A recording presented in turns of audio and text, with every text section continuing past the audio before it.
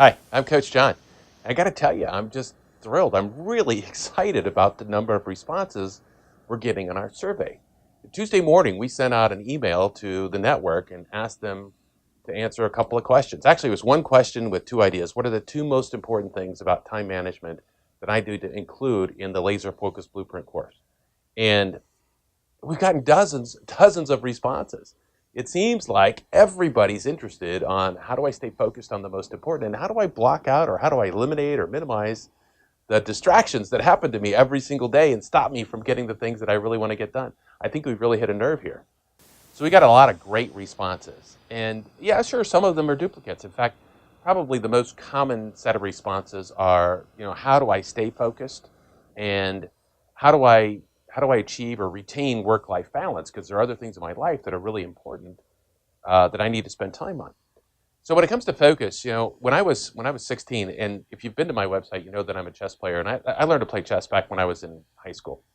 And when I was 16, we got a coach to come in and help. We competed in tournaments and everything. But anyways, for a couple of months there, I worked with this coach, and I got my game improved dramatically in that period of time, and I was inclined, the coach suggested to me that I take a trip and go to this chess tournament up in Northern California. Well, I didn't have very much money. In fact, I didn't have any money at all, and I had to borrow it. And the only way I could get up there was to buy a bus ticket. And a bus ticket was $40. So $40 round trip back and forth from Orange County to San Jose. Unfortunately, it's a 16-hour bus ride. And that is one long, crazy bus ride. Why? Because there's a lot of stops between Anaheim, where I picked it up, and San Jose. But at the end of the day, I went up to this chess tournament, and it was like in May of 1976, and playing 5 rounds against other really stiff competition, because people don't go play in tournaments like this, don't pay the money to play in tournaments like this unless they think they can win, or their game's better, or their game's good enough, they think they can compete really well. And so when you play a game of chess, you have to play a certain number of moves in a certain number of minutes. And so the typical one at that time was you had to make 40 moves in 90 minutes. So you got 90 minutes on your clock, and your opponent got 90 minutes on their clock. And if you didn't make your 40 moves in 90 minutes, then you lost the game. Boom, it's over. At the same time, you've got to use every minute. You want to stay focused, intensely focused, and go over all of your plans and your strategies and check them and recheck them, because that's the difference between winning or losing. And you stay super focused like that, because for that period of time, for that 90 minutes or that 360 minutes, 3 hours, the most important thing you've got going on is winning that game. So you just stay super focused. And again, because you're committed and you've identified what the most important thing is, you learn and you practice and you learn how to be more focused, because you know how important it is to be more focused. And that's really the key to understanding how to stay focused. It's understanding what are those most important and vital tasks. And so now I want to share a little tool that we use called the Urgent Important Quadrangle. And this is one of the tools we use and we'll go over this in the course. This is one of the tools that we use to help people understand what's the most important. All right, so the Urgent Important Quadrangle. I first heard about this in Stephen Covey's work. He wrote the book, The 7 Habits of the Highly Efficient. And it's a quadrangle, so it's essentially a four-square thing, and there's a lot of different tools that help explain practices and concepts and strategies in this four-square model. But anyway, so think about the four-square model, and the first square, the top left square, is urgent and important. And the idea here is that you take all of the tasks that you've got to accomplish during the day, during the week, during the month, and we identify where they fit in this quadrangle. And so urgent and important, and that means that it needs to happen right now. And the key to this is understanding what important is. Important, the bigger the consequence, the more important the task or the activity. And so in this particular box, these are things that are really important. In other words, there's big consequences if you don't do them, and they're very time sensitive. But we're going to identify what items are in this box, right? So the next box is all about those things that are really important, but they're not necessarily urgent. Now, an example of this, from a business standpoint, let's just talk about a health standpoint, right? So if you never go to the gym, it's a big deal, right? It's important that you go to the gym. It's important that you take care of your health. Whether you go to the gym or you just take care of your health elsewhere, that's important, but it's not urgent, because if you didn't go today or if you don't go tomorrow, Or if you miss a day, it's not the end of the world.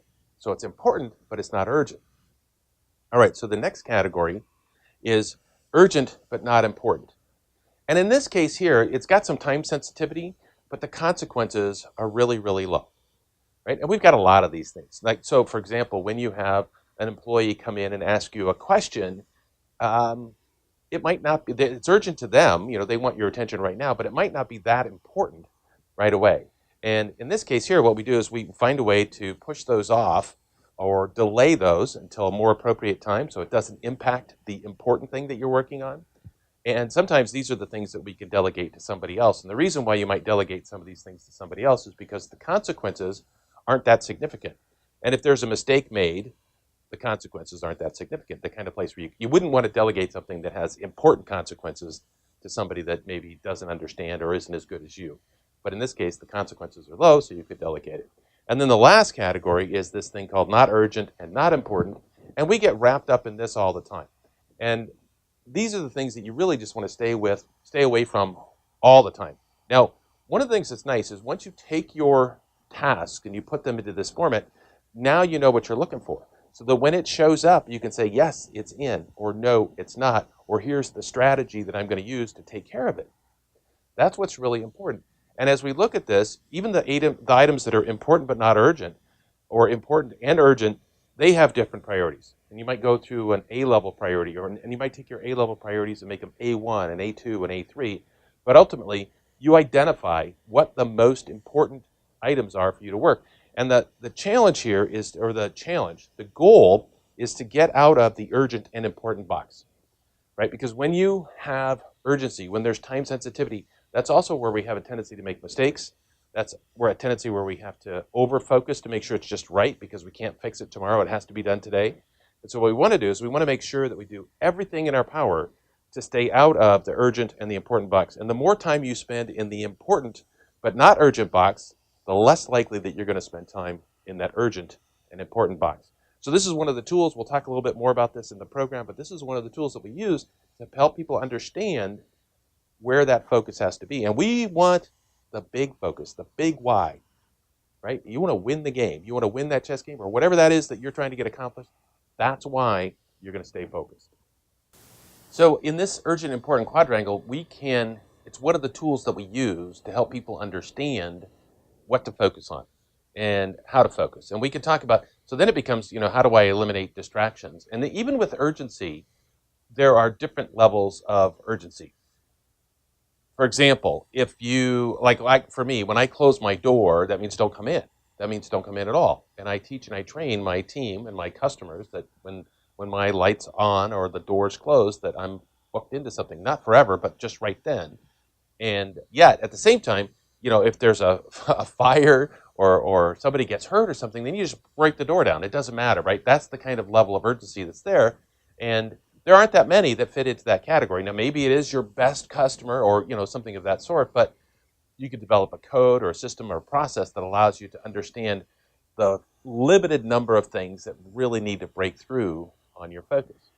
So anyway, urgent, important categories for identifying what the biggest focus is for you. Where are you trying to really, really win? Where does what's really important there?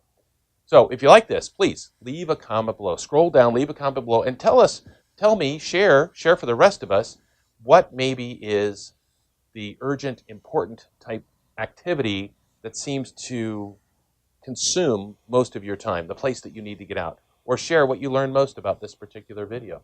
We really appreciate your time. We really appreciate your energy and your focus. So scroll down, leave a comment, let us know you're here.